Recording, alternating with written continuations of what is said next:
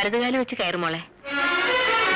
വസന്തം വാഗമലരേദന്തം സുരഭിലമാക്കി തുളുമ്പും തൂനിലാവാലെ തലോടി തളിരുടലാകെ പാരിളം തിങ്കളേ പൊന്നോമൽ ചുണ്ടിലെന്നും താമരത്തേനുലാവും പൈമ്പാലായി പെയ്തിറങ്ങാം ഒന്നരികെ വാ.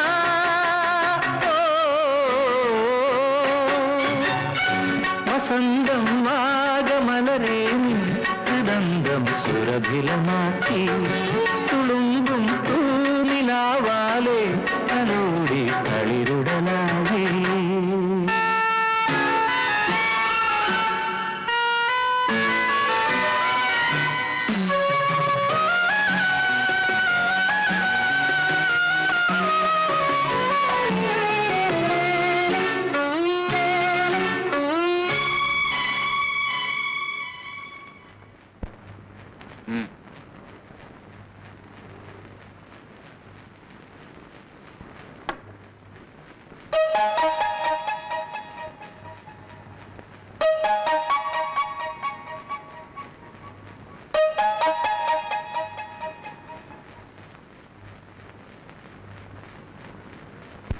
ആരാധനാലയങ്ങൾ ഇടിച്ചു പൊളിക്കാൻ 6 അംഗ കമ്മിറ്റിയെ നിയോഗിച്ചിരിക്കുന്നു.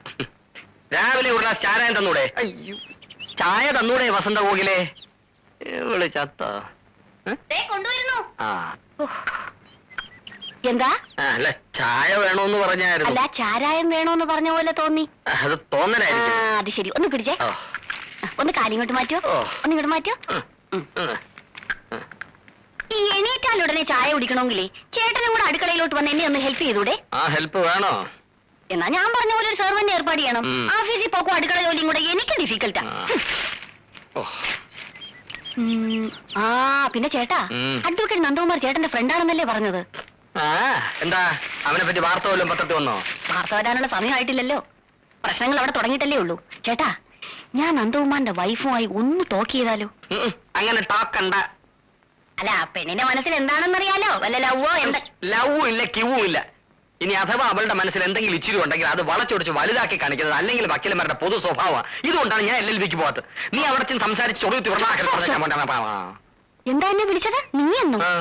കല്യാണം കഴിഞ്ഞ് ഇത്ര ദിവസം ആയുള്ളൂ, അപ്പോഴേക്കും കണ്ടില്ലേ ഒരു പുരുഷ മേധാവിത്വം? നീ പോലും. ഞാൻ പിന്നെ എന്റെ ഭാര്യ എന്താ വിളിക്കേണ്ടത്? വസന്ത കോകിലെന്ന് വിളിക്കണം. ഓ, അത് ഭയങ്കര നീളമല്ലയോ? എന്നാ പിന്നെ ചേട്ടന്റെ ഇഷ്ടം പോലെ അങ്ങ് ചുരുക്കി വിളിച്ചോ. എങ്ങനെ ചുരുക്കും? സുലോചനെ സുലു, വസുന്ധരെ വസു, ആമീനെ ആമി എന്നൊക്കെ വിളിക്കൂലേ? ഈ ബുദ്ധി എനിക്ക് പോയില്ലല്ലോ. വസന്ത കോകില, വസന്ത എന്ന് വിളിച്ചാലോ? അയ്യോ, അത് വേണ്ട, അത് കോഴികൾക്ക് വരുന്ന ഒരു അസുഖം. കോകിലെന്ന് വിളിച്ചാ? അയ്യോ, അത് വേണ്ട. നിന്റെ ശബ്ദം വെച്ച് നോക്കുമ്പോ ഒട്ടും ശരിയാവൂല. ഞാൻ ഒരു കാര്യം ചെയ്യാം, ആദ്യത്തെ അവസാനത്തെ അക്ഷരം ഒഴിച്ച് ബാക്കിയെല്ലാം കളയാം. വസന്ത കോകില, വാ ല വല. കൊള്ളാം. വലേ. ഓ, ഈ ആൾക്കാർക്ക് റോഡിൽ എന്താ കാര്യം? ജലദോഷം അല്ല, മുടി ദോഷം.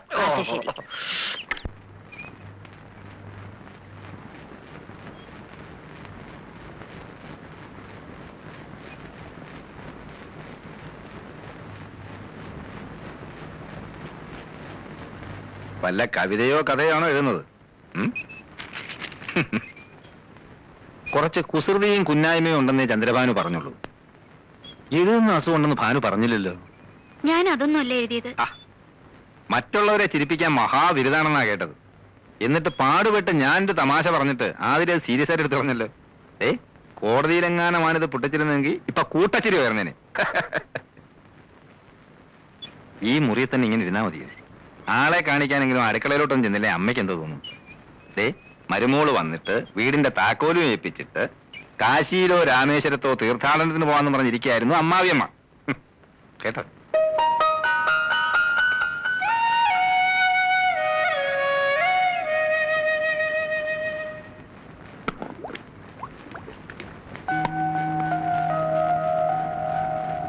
അടുക്കള കാര്യങ്ങളിൽ അമ്മയെ സഹായിച്ചിരുന്നത് അനിയത്തിയാണെന്ന് ഞാൻ അറിഞ്ഞു. അതുകൊണ്ടാ അടുക്കള കയറാനൊരു മടി. സാരമില്ല, അമ്മ എല്ലാം പഠിപ്പിച്ചു തരാം. ഇതാ മേശപ്പുറത്തോട്ട് വയ്ക്ക്. അമ്മയ്ക്ക് ചെയ്യാൻ വയ്യാഞ്ഞിട്ടല്ല, ഭാര്യമാര് വെച്ചു വിളമ്പുന്നത് കഴിക്കാനാ ഭർത്താക്കന്മാർക്ക് ഇഷ്ടം. അവരുടെ ഇഷ്ടാനിഷ്ടങ്ങൾ അറിഞ്ഞു പെരുമാറുന്നതാ ഒരു പെണ്ണിന്റെ മിടുക്ക്. അങ്ങനെയൊക്കെയാ നമ്മൾ അവരുടെ മനസ്സിൽ കടന്നുകൂടേണ്ടത്. എന്താ ചെയ്യേണ്ടതെന്ന് പറഞ്ഞാ മതി. ആദ്യമൊക്കെ ഞാനും ഇങ്ങനെയായിരുന്നു. അന്ന് പെൺകുട്ടികൾക്ക് ഇന്നുള്ള സ്വാതന്ത്ര്യമൊന്നുമില്ലല്ലോ. ഒരു വർഷം വല്ലാത്ത ശ്വാസം മുട്ടലായിരുന്നു. അത് ചെയ്താ കുറ്റമാകുമോ, ഇത് ചെയ്താ കുറ്റമാകുമോ എന്ന് ശങ്ക. അമ്മായിമ്മ പോരെന്നൊക്കെ കേട്ടിട്ടില്ലേ? അത് ശരിക്കും അനുഭവിച്ചു. അവരുടെ മുമ്പിൽ നേരെ നിന്ന് സംസാരിച്ചു തന്നെ 2 വർഷം കഴിഞ്ഞ.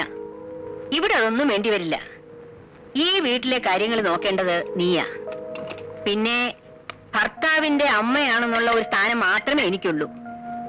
ഇനി മോടെ ഇഷ്ടത്തിനായി ഇവിടെ സ്ഥാനം. ആട്ടെ, രാത്രിയിൽ ആഹാരം അവിടെ എത്ര മണിക്കാ? ഈ സമയത്താ. ആ, എന്നാ നന്ദനെ വിളിച്ചോളൂ, അമ്മ വിളമ്പാ.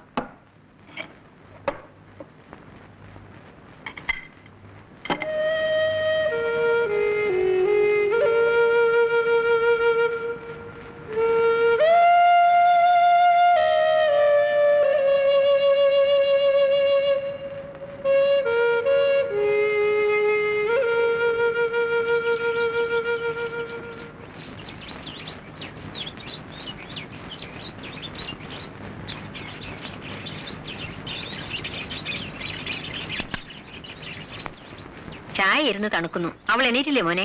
ഉണർന്ന് കിടക്കാന്നാ തോന്നുന്നത്. എന്നാൽ ഇനി അവൾ എണീറ്റിട്ട് ചൂടാക്കാം. അമ്മേ, അമ്മ ശ്രദ്ധിച്ചോ? അവൾക്ക് എന്തോ ഒരു പ്രയാസം. വന്ന് കയറിയപ്പം മുതൽ ഞാൻ ശ്രദ്ധിക്കുന്നതാ. എന്തു പ്രയാസം? അമ്മ എന്നെ മറക്കണ്ട. അമ്മയ്ക്കും തോന്നിയില്ലേ? നമുക്ക് തെറ്റുപറ്റിയോ അമ്മേ?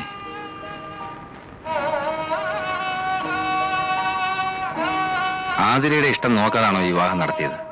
നിന്നോട് ഇതൊക്കെ ആര് പറഞ്ഞു? ജനിച്ച വീടും അച്ഛനെയും അമ്മയൊക്കെ വിട്ടിട്ട് വന്നതല്ലേ. പുതിയ ചുറ്റുപാടുമായിട്ട് ഇണങ്ങിച്ചേരാൻ ബുദ്ധിമുട്ട് കാണും. അതെനിക്ക് അറിയാഞ്ഞിട്ടല്ല. അതെല്ലാ പെൺകുട്ടികൾക്കും ഉള്ളതല്ലേ. ഇതല്ല, എന്നോടെന്തോ ഇഷ്ടക്കുറവുള്ളതുപോലെ. വേണ്ടാത്തതൊന്നും ചിന്തിക്കണ്ട. അവൾ ഇങ്ങോട്ട് വന്നിട്ട് കുറച്ച് ദിവസങ്ങളിലേ ആയുള്ളൂ. എല്ലാം നേരെയാകുമെന്ന് സമാധാനിക്ക്.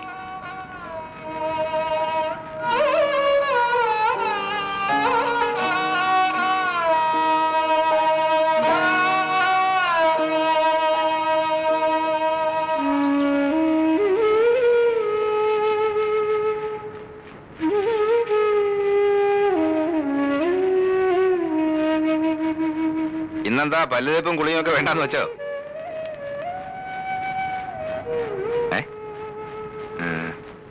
എന്താ സുഖമില്ലേ? ഇരിക്കെ.